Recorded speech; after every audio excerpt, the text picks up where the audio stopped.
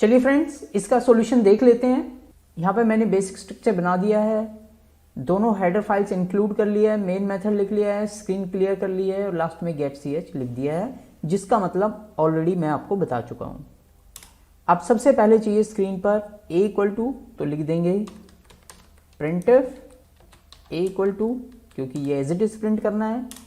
इसके आगे कर्सर आना है तो scanf यूज़ करेंगे ताकि यूज़र वैल्यू डाल सके।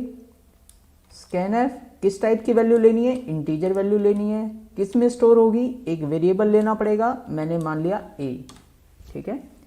तो a में वैल्यू स्टोर कराने के लिए आपके पास वेरिएबल होना भी चाहिए, तो मैंने लिख दिया int a। इसी तरीके से एक वेरिएबल b भी ले लेते हैं, ठीक है। अब printf स्क्रीन पे प्रिंट होना है b इक्वल टू, तो हमने printf के अंदर लिख दिया एज इट इज।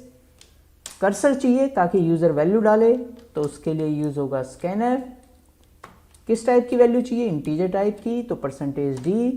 किस में स्टोर होनी है, ये जो दूसरा वेरिएबल हमने लिया है ये b, इसमें स्टोर होनी है, तो $b, ठीक है।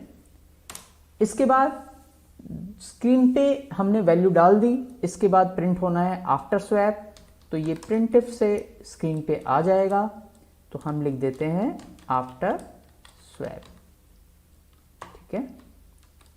इसके बाद यूजर से कोई वैल्यू नहीं लेनी, सिर्फ a की वैल्यू b में डालनी है, b की वैल्यू a में डालनी है। तो अगर हम a की वैल्यू b में डाल देंगे इस तरीके से, तो b की वैल्यू पुरानी वाली हट जाएगी। तो हमें क्या करना है, a की वैल्यू b में डालने से पहले हमें b की वैल्यू को सेव कर लेना है। तो हम क्या करेंगे, एक तीसरा वेरिएबल ले लेंगे c। तो यहां पर मैंने लिख दिया int c, जैसा कि मैंने पिछले वाली वीडियो में बताया था। तो अब ये c के अंदर पहले b की वैल्यू सेव कर लेंगे, ताकि b वाली वैल्यू हमारे पास c में सुरक्षित रहे। अब अगर b वाली लोकेशन पे कुछ और आ भी जाता है तो हमें कोई चिंता की बात नहीं है, क्योंकि वो वाली वैल्यू हमने पहले ही c में सेव कर रखी है, ठीक है। तो अब a की वैल्यू चली गई b में, तो a में अब हम किसकी वैल्यू डाल सकते हैं, c वाली वैल्यू डाल सकते हैं, जो कि एक्चुअल में b की वैल्यू थी। बस इसका मतलब अब a की वैल्यू b में जा चुकी है और b की वैल्यू a में जा चुकी है।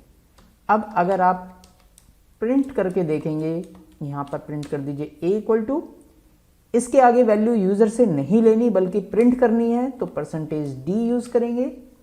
किसकी वैल्यू प्रिंट हो, यहां पर a की ही वैल्यू प्रिंट हो, क्योंकि इसके अंदर अब b की वैल्यू जा चुकी होगी।